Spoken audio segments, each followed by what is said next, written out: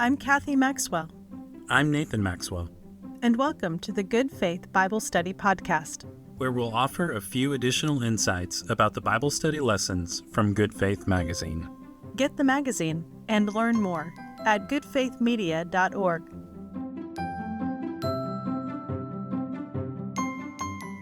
This podcast focuses on reading the Gospels and supports the lesson for August 24th, 2025.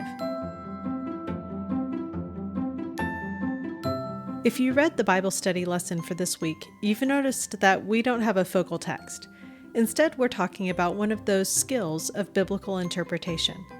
How can we understand the gospel genre or the gospel's type of literature in ways that can help us read and experience the gospels more fully? Reading gospel passages individually is edifying. God's Spirit can speak to us regardless of how we engage Scripture. But when we're committed to a close reading of Scripture, we begin to read the Gospels as a whole.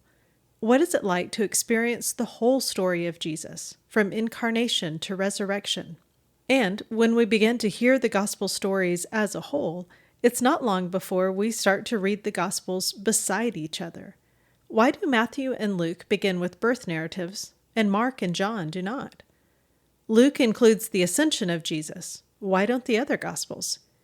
Each gospel writer tells the story of Jesus' temptation with slightly different details. Why? Now, it is possible to continue on our way without exploring these observations. The Gospels remain inspiring and inspired Holy Scripture, even if we never begin to ask these questions. But let me invite you to explore, to be curious enough to ask the question, why? Asking these questions about the biblical text is not disrespectful or sacrilegious, and it's not a mark of doubt or skepticism, although both of those perspectives and experiences do have their place. Reading carefully and asking questions is the mark of someone who is willing to learn, someone who is engaged enough and who cares enough about a text to dig deep.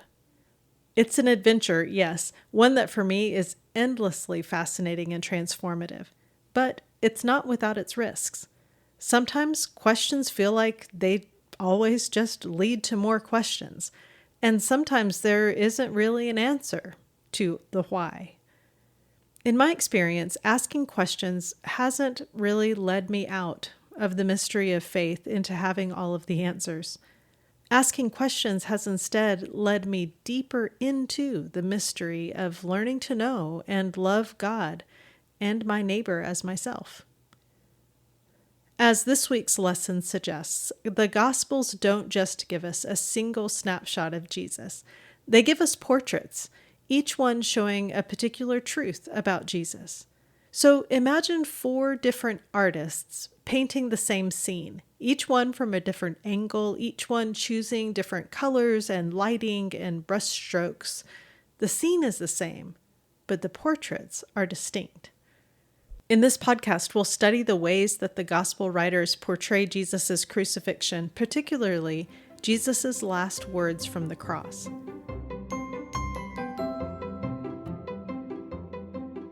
As a quick reminder, in the lesson we suggested that the gospel writers shape their story to answer different questions about Jesus.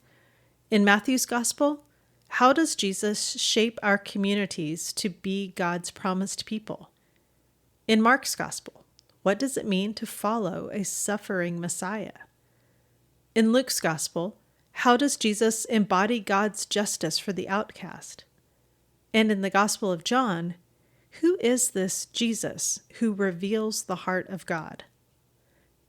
It's important to keep in mind that these questions that we're posing for each of the Gospel authors probably wasn't the question right at the forefront of their minds when they were writing the gospel narratives. Instead, these questions come from people who have studied the Gospels faithfully over the centuries, observing that many of the ways that the gospel writers talk about Jesus, many of the ways that they tell stories about Jesus and arrange those stories, do seem to point to curiosity about these particular questions. So let's spend some time with Jesus' last moments on the cross as told by each of the Gospel authors. Mark and Matthew include many of the same details, and although there are some pronounced differences in these two Gospels, Jesus' words from the cross are the same. His last words come from the first verse of Psalm 22. My God, why have you forsaken me? Matthew and Mark highlight these words of Jesus to show the depth of Jesus' suffering and his solidarity with human anguish. It's raw, it's unfiltered. These words are honest. Let's turn to the questions that we suggested earlier for the Gospel's authors. One of the questions that Matthew's story seems to address is, how does Jesus shape our communities to be God's promised people? Well, through his life and on the cross, Jesus shows us what life is like as God's people. In his commentary, Alan Culpepper points out that Jesus, through the Gospel of Matthew, has been progressively abandoned by his hometown in chapter 13, by the crowds in chapter 21, his disciples abandon him in chapter 26, and Matthew says all the people abandoned Jesus in chapter 27. And then on the cross, Jesus even feels abandoned by God. One of the truths that Matthew teaches us is that being part of Jesus' community isn't easy. Like Jesus, we may very well face suffering, but suffering does not mean being abandoned by God. As Pastor S.M. Lockridge preached, it's Friday, but Sunday's coming. Luke highlights another one of Jesus' sayings from the cross. In his moments of greatest suffering, Jesus prays. He says, Father, forgive them, in Luke 23:34. And a few verses later, Jesus says, into your hands, God, I commit my spirit. Jesus is compassionate to the end, and as an outcast himself, he turns to God in faith and trust. And not surprisingly, John's gospel shifts the spotlight of our attention yet again. John is showing us how Jesus reveals the heart of God. From the cross, Jesus sees his mother standing beside the disciple that Jesus loved. Jesus builds community with some of his very last words.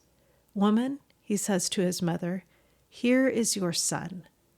And to the disciple, Jesus says, here is your mother. The heart of God beats in the community that is bound together by following Jesus. And Jesus' final words from the cross in John are, it is finished.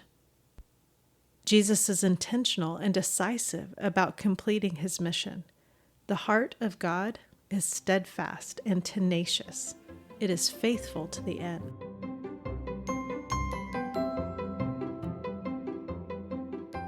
If we think of the Gospels as 4 different portraits of Jesus, these different accounts of Jesus' last moments on the cross represent different perspectives. Each portrait helps us to see more of Jesus. We see him in more complex ways. We might think of this as viewing Jesus from several different angles, which of course will help us to see him more clearly than if we just looked at a 2-dimensional photograph. To explore this idea, you might find a group of committed friends and read the 4 Gospels together this fall. Take notes, compare and contrast, and draw your own conclusions about how each author paints Jesus. Or a more bite-sized option might be to take a look at your favorite Gospel passage in a study Bible. Most study Bibles will make a note of the parallel passages in the Gospels. In other words, the other passages where you can find some of the same or similar accounts in the other Gospels. Read those passages alongside each other, and again compare and contrast. If the 4 Gospels were 4 paintings hanging in a gallery, what mood or colors or lighting do you think each one would have? When you read the Gospels, notice the brush strokes, the details that each author includes or leaves out, the emotions that they highlight. Together, these portraits draw us closer to the living Christ. As the Gospel authors bring to our mind's eye Jesus, the Son of Man, lifted up, we know him more fully when we see all four portraits together. My God, why have you forsaken me? Father, forgive them. Into your hands I commit my spirit. Woman, here is your son, and my beloved disciple, here is your mother. And finally, Jesus says, it is finished.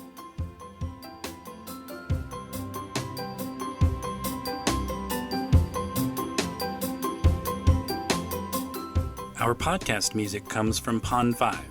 Check out the show notes for more information, including a transcript and a few other tips for studying Scripture. This podcast is produced by Good Faith Media. Learn more at goodfaithmedia.org. There, you can find a wealth of additional resources, including the 12-volume Nurturing Faith Commentary by longtime lesson writer Tony Cartledge. It covers every text for every Sunday in the 3-year cycle of the Revised Common Lectionary.